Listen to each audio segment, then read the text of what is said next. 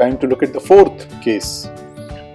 To begin with, the case has got some similarity with the previous case where we needed information on both males and females.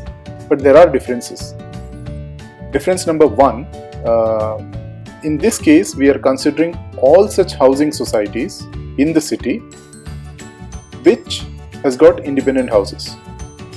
Difference number two, the number of males and females in each society may be different. So in this case, obviously the sampling approach has to be different.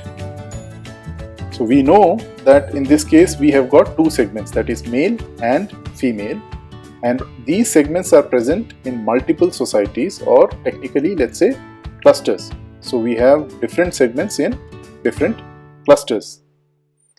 In each cluster, proportion of males and females is different. So obviously the clusters are heterogeneous in this case. Like symbolically it is shown here on the slide. I mean, if these are different clusters, 1, 2, 3, 4, within each cluster we can see that the number of males and females, it is different. Here we have 3 and 2, here we have 2 and 3, and in cluster number 3 and 4 also the numbers are different. So in this case, what should be the procedure of sampling? So what we do is, at the cluster level, first of all we decide on a sample size, and based on the calculated sample size we would select few clusters randomly. Like in this case we have 4 clusters, and let's say we did the sample size calculation at the cluster level and the sample size is 2. So randomly we can select 2 clusters out of these 4. So it can be first or second or first or third. And in each selected cluster we take random samples from each segment, that is males and females, like we did in the stratified sampling. So in this case, let's say we selected cluster 1 and cluster 3.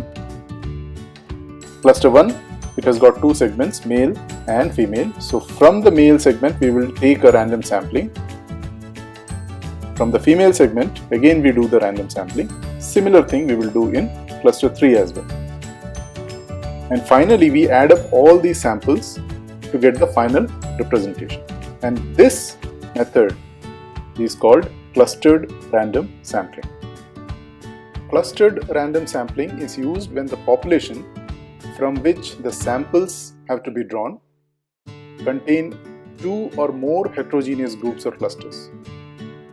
Each of such heterogeneous cluster has got 2 or more segments, and each segment is different from other.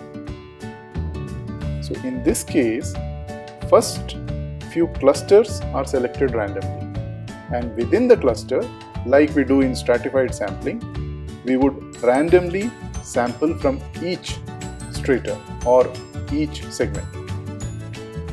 Depending on whether the data is random and independent or has some bias, either simple random or systematic random sampling method is applied.